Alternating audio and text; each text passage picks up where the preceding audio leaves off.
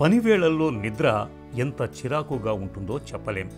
మధ్యాహ్న భోజనం తర్వాత శరీరం ఏమాత్రం పనిచేసేందుకు సహకరించదు.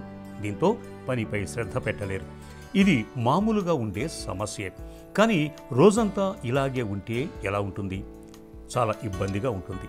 అసలు ఈ సమస్య తలెత్తటానికి రాత్రిపూట ఆలస్యంగా భోజనం చేయటం మొదలుకొని ఎలక్ట్రానిక్ పరికరాల వాడకం వరకు చాలా కారణాలే కనిపిస్తాయి.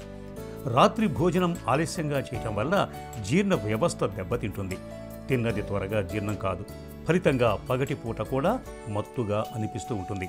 కాబట్టి వీలైనంత తొందరగా రాత్రి భోజనం ముగించటం మంచిది. ఇక రాత్రిపూట ఎక్కువసేపు ఎలక్ట్రానిక్ పరికరాలతో గడపటం, తక్కువ వెలుతురులో వాటిని వాడటం వల్ల మనలో చాలామందికి సరైన నిద్ర ఉండటం లేదు.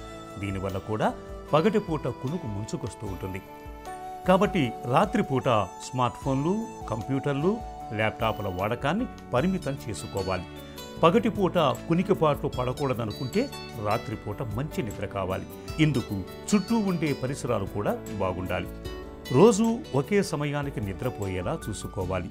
పడుకునే ముందు గదిలోకి వెలుతురు లేకుండా చూసుకోవాలి. దీంతో నిద్ర బాగా పడుతుంది.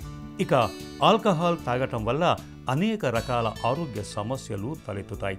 నిద్రలేమితో శరీర ఆరోగ్య వ్యవస్థ మీద ప్రభావం పడుతుంది. దీంతో ఏ పనిని సంపూర్ణంగా చేయలేరు. ఆల్కహాలుకు ఎంత దూరంగా ఉంటే అంత ఆరోగ్యంగా ఉంటారు. మనలో కొంతమందికి రాత్రిపూట కాఫీ, టీలు తాగే అలవాటు ఉంటుంది. కాఫీ, టీలు రాత్రి సమయాల్లో వద్దు. కాఫీ, టీల్లో ఉండే కెఫిన్ నిద్రను దూరం చేస్తుంది. రాత్రి సమయంలో వీటిని తాగటం వల్ల నిద్ర రాదు.